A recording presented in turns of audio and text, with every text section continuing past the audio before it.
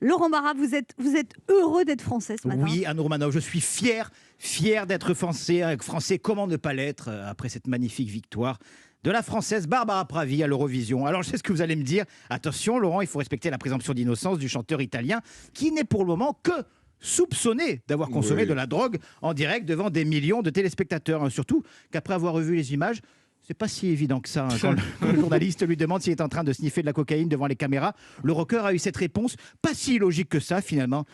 C'est Thomas qui a cassé un verre. Je voulais juste nettoyer, mais je ne prends jamais de drogue. Ciao. Mais il a dit ça en italien. Oui, mais je voulais le faire en français pour nos auditeurs qui ne paraissent peut-être pas italiens. Avec au passage cette petite astuce entretien de la maison. Si vous cassez un verre, ne vous embêtez pas à passer le balai ou l'aspirateur, sniffer les débris directement, ça ira plus vite.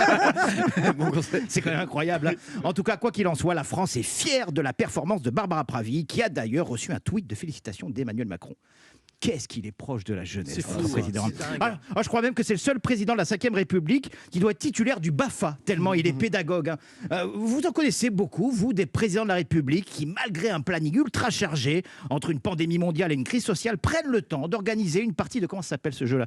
C'est pas Action Chiche ou Vérité, non, c'est Concours d'anecdotes. Et puis, il a vraiment joué le jeu, Emmanuel Macron, avec des anecdotes très travaillées, très réalistes. Oui, bonjour Kylian Mbappé, c'est Emmanuel Macron. Tu vas bien frérot? Je suis avec mes potos McFly et Carlito. Wesh, on est dans le game, t'as vu? Tu me confirmes bien que tu vas quitter le Paris Saint-Germain pour jouer à l'Olympique de Marseille la saison prochaine, mon ref? Impossible d'aller à Marseille. Oui, c'était tellement bien joué que même si Kylian Mbappé coûte à lui tout seul le prix de la région Provence-Alpes-Côte d'Azur, j'y ai cru. Alors simple opération de communication, véritable pas vers la jeunesse, peut-être un peu des deux.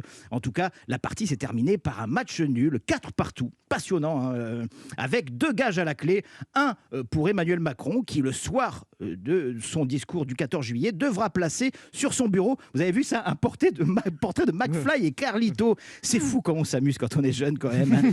Et puis pour les 2 youtubeurs qui devront monter dans un avion de la patrouille de France lors du défilé. C'est vrai, ils vont devoir faire ça. En même temps, on aura tout vu. On a même vu Jean Castex, chef de bord, dans un train à Parigny. Ça, pas de nuit.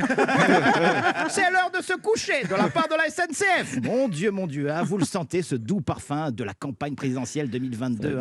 Et oui, 2022, c'est déjà demain. Et pourtant, malgré sa 2e place, c'est bien la chanteuse Barbara Pravi qui a su gagner le cœur des Français. Et ça, c'est tout sauf de la poudre aux yeux. Voilà, je m'en remets pas. Ah bon.